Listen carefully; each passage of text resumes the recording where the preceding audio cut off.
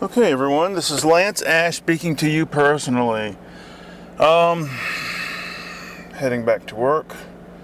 Very, very productive weekend. Finished a painting, finished a song, posted it. You can find it on this same YouTube channel. I've got some topics tonight, but I had more, and I can't remember. I couldn't get to the note card fast enough to write them down. So we'll have to hope that memory comes to my aid. All right, time to move. All right, hold on a second. It's cooled down a little bit here. Thank goodness. The dude who comes and cuts the grass didn't show up. I don't know when he's going to do it. Friday afternoon, had to help my father-in-law disassemble part of the blade, or I guess you call it the deck on the riding lawnmower, because he's gonna try to fix it. He took that part home. All right, let's see what we got in my bag. I carry the CDs in. All right, still have Yellow Point in here. Still have Yellow the Eye in here. This is Orbital, British electronic duo. This is Insides. And I'll tell you why I brought it, is because I watched Peep Show as usual this weekend, and Jeremy and Superhands have this band. And it's apparently the intention behind the band is that they are that type of music, electronica. They're always comparing themselves to the Chemical Brothers, which I'm not familiar with them. So I looked them up, and they are broadly in the electronic music category.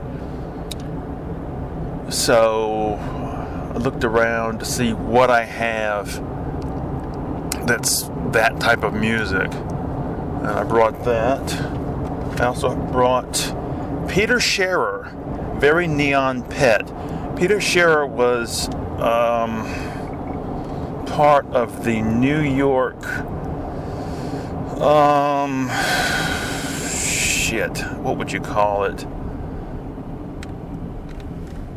Scene. I was trying to decide what kind of scene. Back in the 80s, worked a little bit with Arto Guthrie, not Arlo Guthrie, but Arto Guthrie, who was a member of the Golden Palominos. And this is a record I got because I like one of the songs on here. It was featured on a CMJ sampler. Jesus, 28 years ago. And I got this because some of the stuff I've been listening to on those Yellow records reminds me of some of this music. Brought Rick Ocasek, Beatitude, his first solo record, and I'll talk about that in a second. Brought The Orb, Orbis Terrarum, which is also that in that category of orbital. This is The Orb, UF Off. I think this is sort of a greatest hits record. Motion City Soundtrack. What's the name of the damn record?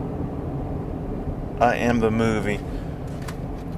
That band came and went, but this is their first record, and it is really good. The song "Don't Call It a Comeback," I think that's the name of it, is really, really good. And all right, what else we got here? This is Tim Byrne, Sanctified Dreams. This is very avant-garde jazz from the 80s, I think. Hold on, I gotta make this curve with the sun right in my eyes. I was riding the bus when I was a kid, and some other kid told me that this curve was called Dead Man's Curve. Oh, Christ. Alright, what do we got next? Back where we started. Alright. let's get to the topics. Let's start with that, the Cars. No, I tell you what, let's start with this one. The new Stones song, Angry, came out. And, I don't think it's, first of all, that great of a song. I don't think it's that great of a Stones song. But it's nice to see the Rolling Stones back in action.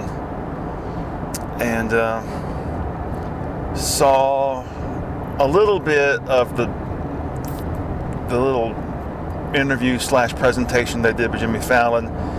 I couldn't watch all of it because I thought it was, this is typical promotional fluff. But still, it's nice to see them. I've been a Stones fan since, Jesus, 86? Yeah, because I remember when Dirty Work came out and Rolling Stone magazine just shit all over it, There's, they're dying off now, but there was this generation of first generation rock critics for whom, oh my God, this guy almost got hit. Jesus! For whom the Stones and their music at the late 60s represented this burgeoning revolution. The youth were going to rise up and they were going to stop the Vietnam War and they were going to overthrow the capitalist masters. And the Stones were, going to be part of the leadership of that revolution. And then when the 70s turned and the Stones revealed themselves to be just as capitalist as their parents were, oh Christ, oh Jesus, and they just let us down. It just, looking back on it now, it's so stupid. So, when Dirty Work came out and there are no overt anthems to kill your parents, kids, and burn down the bank. They let us down again. So stupid. They included a lyric sheet. Jesus! You're supposed to puzzle out the lyrics on your own. Anyway, but I don't care. I mean, all I ask from, I liked the last record a lot. And all I ask is that the new one be as good as that. Really. I don't know what more to say. All right, now. I thought the video was, the half-naked chick I thought was just de rigueur. It just such a... it didn't bother me. I wasn't insulted. I just thought it was... I'd rather have... But I guess, for a first... I was going to say, I'd rather have a video that tells a little story. But I guess for what the purpose of the video was, I guess it's fine. But what the interesting part was that the billboards that have been showing different eras of the band, I thought that was really, really cool.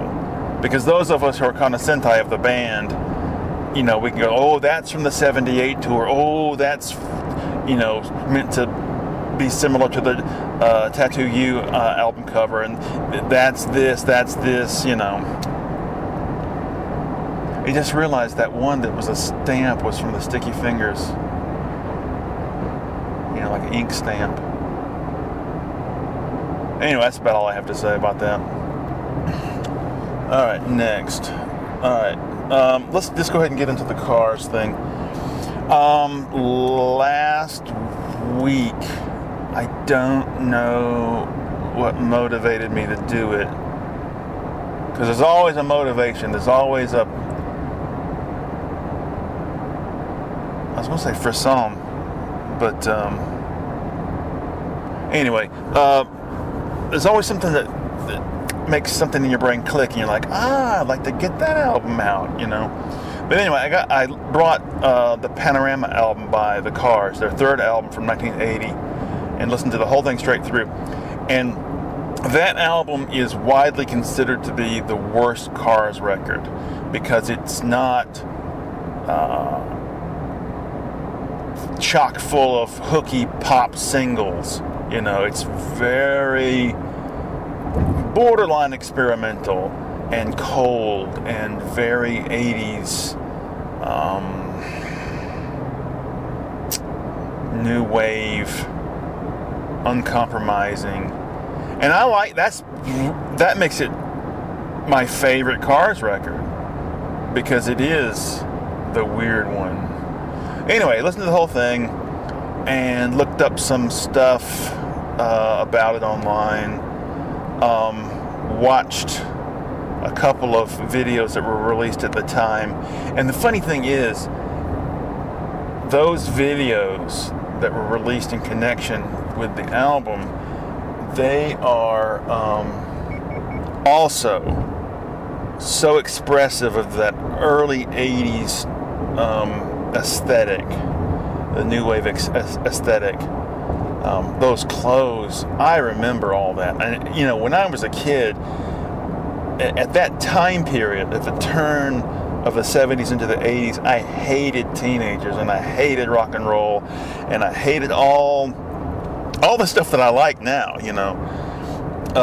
But I hated all the leftover hippie shit and, you know, the beards and the long hair and all that. So when the 80s hit and people started wearing skinny ties and jackets with skinny lapels and all that, I just loved it.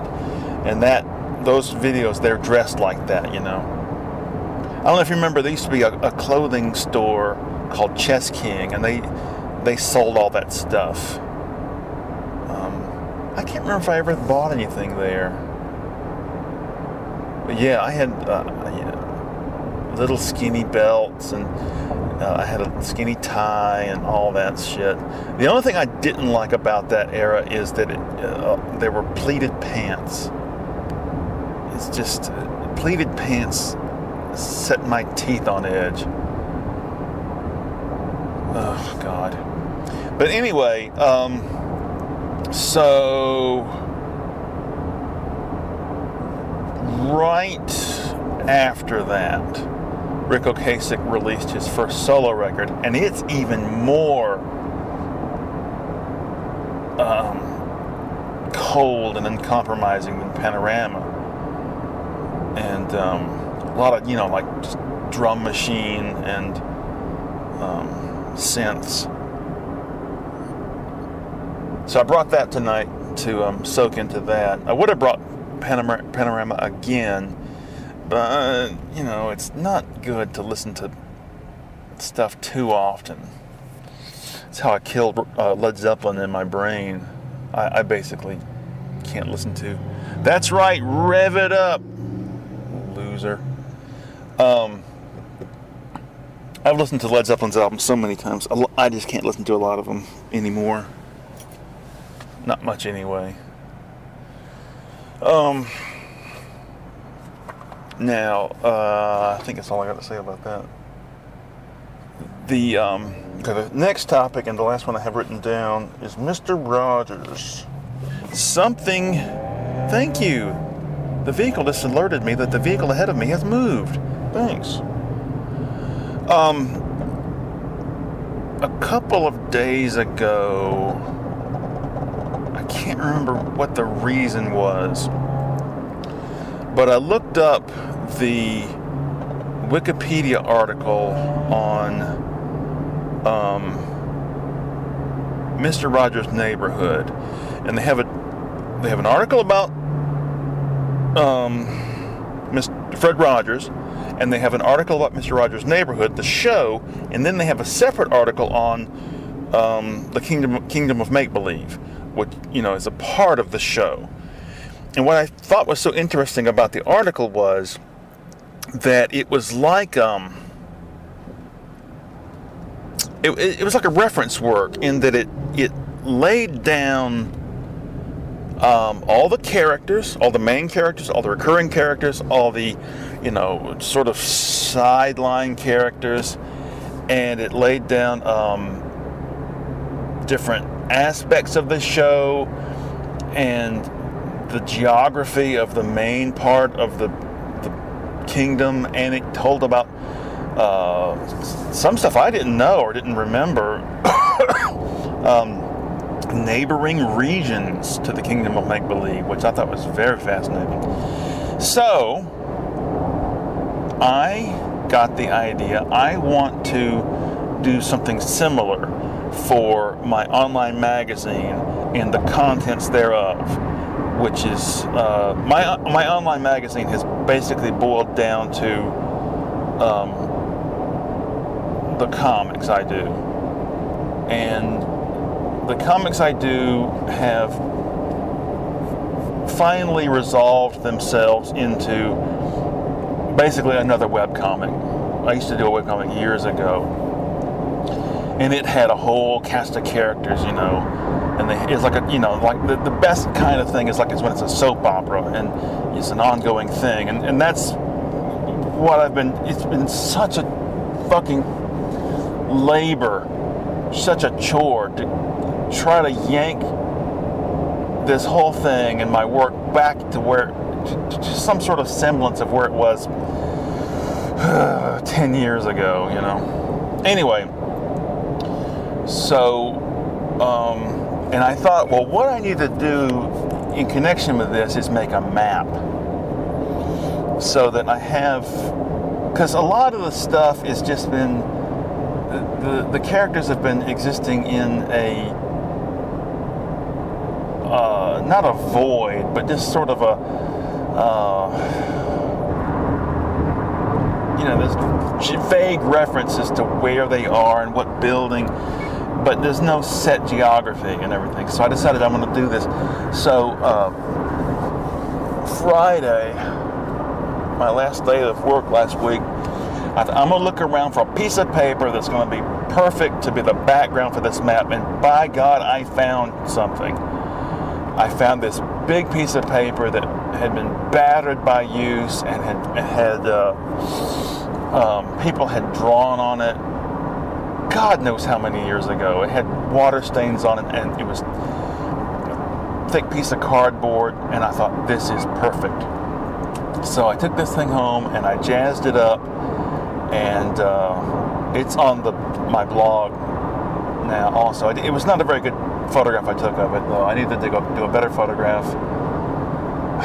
And anyway, I put some buildings on. I drew some pictures that are meant to represent the different buildings, the houses where people live and everything. And I'm so pleased with it, because it's yet one more step forward into codifying the whole thing and getting it firmly established in my head. 53 years old. You'd think I'd have everything together by now. But, oh well. But, should never stop trying. Never give up. I had some more topics, and I can't think. Well, let me tell you something about Mr. Rogers' Neighborhood. When I was a kid, I loved that show. And it has been a recurring theme in my work that in one way or another I am trying, or some character within the work is trying to do something similar, which is create your own world that you can slip into and out of, and yet at the same time admit to the audience that it's make-believe, but it's like one of these false dichotomies: real or make-believe. It can't be both. It's got to be one or the other. No, it's like particles and waves. It's like, I'm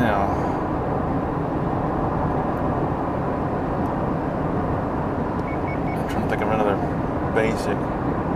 dichotomy, but I don't want to get into all that right now. Oh, but yeah, that show was just wonderful. I've talked about it before on the show. I don't want to dredge up old issues. A little dissatisfied with the recording of the new song. My performance wasn't perfect, but my allegiance to the lo-fi aesthetic says you do the best you can, and that's it. You put it out there.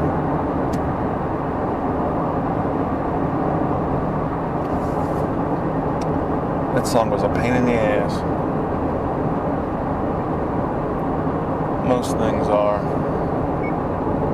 Let's see here. Alright, we're going to go a little bit longer, then we're going to cut it off. I'm trying to think. I know there was something else I was supposed to talk about.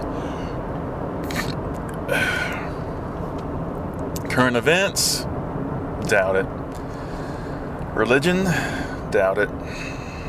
Politics? Doubt it. The war in Ukraine? I don't think so. Oh dear.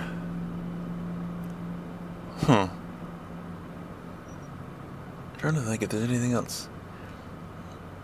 Alright, well, I'm sorry I ended on a vague note.